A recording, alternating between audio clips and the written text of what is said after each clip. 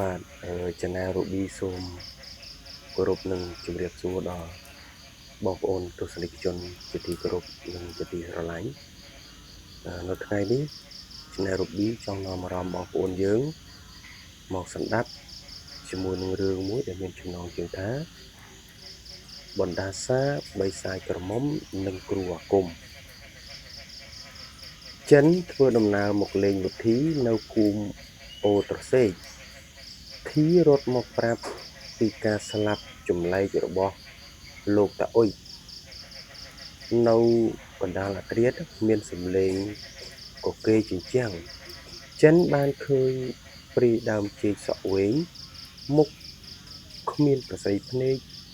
វាឡើងសសរផ្ទះស្ទុះមកទាញធីវុធីប្រើកាំបិតចាយ័ន្តកាប់ដេញវាចោលប៉ុន្តែកាំបិតត្រូវបែរជាខ្មៅស្រអាប់ដោយសារអាគមងងឹតទៅវិញព្រឹកឡើងចិននិងវុធីនិងធីប្រញាប់ប្រញាល់ធ្វើដំណើរតាមផ្លូវដីក្រហមចូលទៅក្នុងព្រៃជ្រៅដើម្បីស្វែងរកអាស្រមលោកគ្រូជ័យរវាងផ្លូវពួកគេត្រូវអាប់ខ្មៅបិទភ្នែកធ្វើឲ្យវង្វេងផ្លូវរហូតដល់លោកគ្រូជ័យសូត្រមន្តអាគមបើកផ្លូវឲ្យទើបចូលទៅដល់អាស្រមលោកគ្រូជ័យពិនិត្យស្នាមជាំលើករបស់ធីរួចលាន់មាត់ថានេះជាព្រាយដើមចេកជ្វាដែលត្រូវគេដាស់ឡើងដោយអាគមងងឹតលោកគ្រូជ័យបានធ្វើពិធីចងខ្សែអំបោះអាគមលើដៃរបស់អ្នកទាំងបីនិងប្រគល់យ័ន្តការពារខ្លួនឲ្យចិនលោកគ្រូបានព្រមានថាយប់នេះគឺជាយប់ថ្ងៃសិលព្រាយបិសាចនឹងមានអំណាចខ្លាំងបំផុតហើយវានឹងមកប្រមាញ់ជីវិតអ្នកភូមិដើម្បីយករូបជំនួសគេវិញវុធីបានសុំរៀនគាថាការពារខ្លួនខ្លះដើម្បីត្រៀមតតាំងជាមួយនឹងព្រាយនោះពេលត្រឡប់មកដល់ភូមិវិញស្រាប់តែឃើញមេឃងងឹតស្លុបទោះបីជាទើបតែម៉ោង4រសៀលក៏ដោយអ្នកភូមិម្នាក់តាប៊ុនបានរត់ប្រទះភ្នែកទាំងភ័យខ្លាចដោយសារគោរបស់គាត់ត្រូវគេខ្វេះយកគ្រឿងក្នុងស៊ីអស់ទៅហើយចិនវុធីនិងធីចុះទៅពិនិត្យមើលក៏ស្រាប់តែឮសំឡេងសើចកក្អែកក្អឹក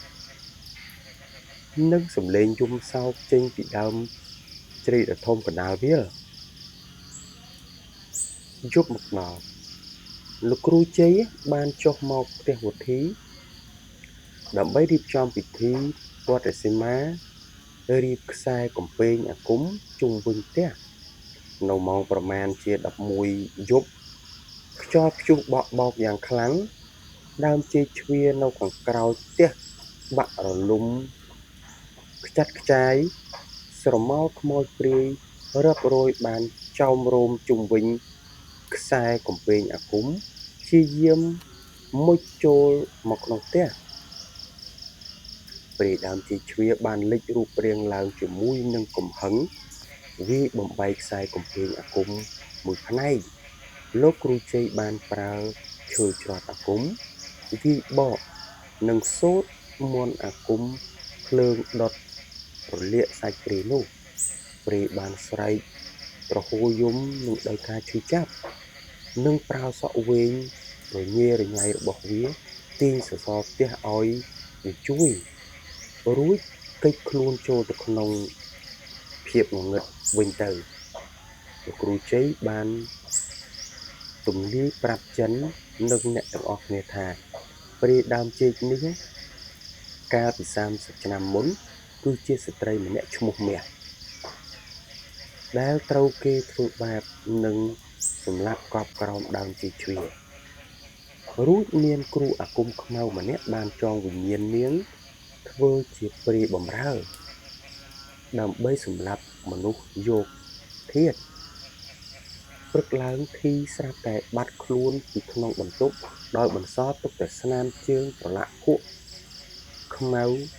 រត់ឆ្ពោះទៅរកព្រៃខ្មោចចិននិងវុធីកាន់កាំបិតអាគមនិងចង្កៀងប្រេងកាតរត់តាមដានជើងនោះទាំងបេះដូងលោតញ័រញាប់ដើរចូលទៅដល់ក្នុងព្រៃខ្មោចចិននិងវុធីត្រូវជួបនឹងល្បិចប្រៀបដូចជាខ្មោចបាំងភ្នែកអញ្ចឹងពួកគេដើរជុំវិញដើមឈើដដែលនឹងបានឃើញរូបភាពបោកប្រាស់ជាច្រើនដូចជាឃើញសពខ្លួនឯងដេកលើដីជាដើមវុធីនឹកឃើញមន្តគាថាលោកគ្រូជ័យរួចសូត្រធម៌បណ្ដេញល្បិចខ្មោចនោះចេញពួកគេបានប្រទះឃើញធីកំពុងឈរថ្មឹងនៅលើមេឃ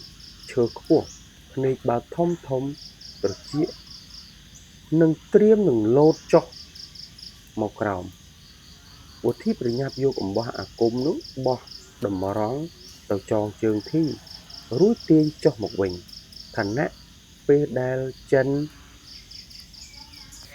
ដុតស្លឹកចេកស្រួយជុំវិញដើមឈើដើម្បីដេញស្រមោលខ្មៅដែលកំពុងតតោងខ្នងធីពេលនោះអ្នកទាំងអស់គ្នាបាននាំធីមកដល់ដីស្រាប់តែមានបុរសពាក់អាវខ្មៅម្នាក់មុខមាត់គួរឲ្យខ្លាចលេចមុខចេញពីខាងក្រោយដើមឈើគេគឺជាគ្រូម៉ាគ្រូអាគមខ្មៅដែលជាអ្នកបញ្ជាវិញ្ញាណនាងមាសគ្រូម៉ាបានសើចចំអកនិងសូត្រមន្តអាគមបញ្ជាព្រាយដើមចេកឲ្យស្ទុះមកវាយ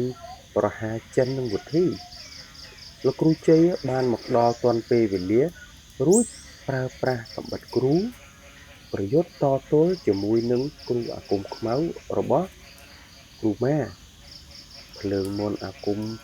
ពណ៌ខៀវនិងពណ៌ក្រហមបានផ្ទុះឡើងកណ្ដាលព្រៃស្ងាត់លោកគ្រូជ័យអាចវាយបំបែកកញ្ចក់អាគមរបស់គ្រូម៉ាបានប៉ុន្តែលោកគ្រូក៏ត្រូវកម្លាំងអាគមបោកខ្ទាតរងរបួសធ្ងន់ដែរចិននិងវុធីបានគ្រាលោកគ្រូជ័យនិងធីរត់គេចខ្លួនត្រឡប់មកអាស្រមវិញគ្រូម៉ាបានស្រែកគំរាមក្រោយថាគេនឹងគំទេចភូមិអូត្រសេកទាំងមូលនៅយប់បន្ទាប់បើគ្មានអ្នកណាយកបេះដូងមនុស្សស្រស់មកស្ដារអាគមឲ្យគេនោះទេដោយសារលោកគ្រូជ័យរងរបួសធ្ងន់លោកគ្រូបានសម្រេចចិត្តប្រសិទ្ធិមន្តអាគមនិងប្រគល់គាថាបច្ចេកដល់ចិននិងវុធីលោកគ្រូបានបង្រៀនពួកគេឲ្យចេះប្រើធាតុទាំង4ទឹកដីភ្លើងខ្យល់ដើម្បីបង្កើតជារនាំងការពារនិងរបៀបចាយ័ន្តលើអាវុធថ្ងៃបន្ទាប់អាប់ពណ៌ក្រហមដូចឈាមបានធ្លាក់គ្របដណ្ដប់លើភូមិអូត្រសេកទាំងមូលសំឡេងលូរបស់ឆ្កែបន្លឺឡើងពេញភូមិអ្នកភូមិរត់ចូលពួនក្នុងផ្ទះរៀងខ្លួនគ្មាននរណាម្នាក់ហ៊ានបើកទ្វារឡើយយប់បានមកដល់ព្រៃដើមចេកនិងវិញ្ញាណអាក្រក់ជាច្រើនបានចុះលុកលុយផ្ទះអ្នកភូមិស្រែកប្រហោយំរបស់កុមារនិងចាស់ទុំបានបន្លឺឡើងចិននិងវុធីកាន់ដំបងចាយ័ន្តរត់ចេញទៅជួយអ្នកភូមិដោយបានប្រយុទ្ធតទល់ជាមួយខ្មោចព្រាយយ៉ាងស្ម័គ្រស្មោះទោះជាការខិតខំយ៉ាងណាក៏ដោយអ្នកភូមិពីរ3នាក់ត្រូវបានព្រាយទាញយកបេះដូងទៅឲ្យគ្រូម៉ាវុធីមានកំហឹងយ៉ាងខ្លាំងហើយក៏បានស្បត់ថានឹងគំទេចគ្រូម៉ានឹងរំដោះវិញ្ញាណនាងមាសឲ្យបានគ្រូជ័យបានប្រាប់ថាដើម្បីគំទេចអាគមងងឹតរបស់គ្រូម៉ាបានត្រូវតែស្វែងរកឆ្អឹងជំនីដើមរបស់នាងមាសដែលគ្រូម៉ាយកទៅកប់លាក់នៅកន្លែងអាថ៌កំបាំងមួយកណ្ដាលវាលកប់ខ្មោចបុរាណ ចិនវុធីនិងធីដែលបានជាសះស្បើយបានធ្វើដំណើរទៅកាន់វាលកប់ខ្មោចបុរាណនោះនៅទីនោះពេញទៅដោយធ្នោចាស់ៗនិងក្លិនស្អុយរលួយពួកគេត្រូវប្រឈមមុខនឹងខ្មោចតៃហោងជាច្រើនដែលចាំយាមកាមនៅទីនោះចិននិងវុធីប្រើប្រាស់គាថាបើកដីរួចជីកកាយរកប្រអប់ឈើខ្មៅខ្មោចព្រាយជាច្រើនបានព្យាយាមស្ទុះមកចាប់ជើងពួកគេប៉ុន្តែធីបានប្រើប្រេងម្ជុលអាគមដុតរនាំងការពារពួកគេទុកជាស្រេចចិនជីកបានប្រអប់ឈើខ្មៅដែលមានចាក់សោអាគមពេលបើកមកគេបានឃើញឆ្អឹងនិងកងដៃប្រាក់របស់នាងមាសរំពេចនោះវិញ្ញាណនាងមាសបានលេចឡើងប៉ុន្តែលើកនេះនាងមិនបានវាយប្រហារទេនាងបានសម្រក់ទឹកភ្នែកសូមឲ្យពួកគេជួយរំដោះនាងពីគ្រូម៉ាផងរំពេចនោះគ្រូម៉ាបានលេចមុខឡើងជាមួយនឹងស្នាមញញឹមដ៏ឃោរឃៅគេបានចាប់ខ្លួនលោកគ្រូជ័យដែលនៅអាស្រមមកធ្វើជាចំណិតខ្មាំងដើម្បីដោះដូរជាមួយប្រអប់ធាតុរបស់នាងមាសចិននិងវុធីមិនព្រមចុះចាញ់ឡើយពួកគេបានយកធាតុរបស់នាងមាសទៅរៀបចំពិធីរំដោះបណ្ដាសានៅកណ្ដាលទីលានភូមិដោយមានការចូលរួមពីអ្នកភូមិដែលនៅសេសសល់ទាំងអស់យប់កណ្ដាលអាធ្រាត្រនៃថ្ងៃប្រយុទ្ធចុងក្រោយបានមកដល់គ្រូម៉ាបានជិះលើគ្រែស្នែងអាគមដឹកនាំកងទ័ពខ្មោចព្រាយរាប់រយមកកាន់ទីលាននៅកណ្ដាលភូមិនោះខ្យល់ខ្មៅនិងរទះបាញ់បានធ្លាក់ចុះមកជាបន្តបន្ទាប់ធីនិងអ្នកភូមិមួយក្រុមបានប្រើល្បិចយកភ្លើងអាគមទៅដុតបង្វែរអារម្មណ៍គ្រូម៉ារួចវុធីស្ទុះទៅកាត់ចំណងរំដោះលោកគ្រូជ័យមកវិញបានសម្រេចលោកគ្រូជ័យដែលបានសះស្បើយបន្តិចបានរួមបពុជាមួយចិននិងវុធីសូត្រគាថាព្រះចក្រពត្តិដើម្បីបំបែកអំណាចអាគមខ្មៅរបស់គ្រូម៉ា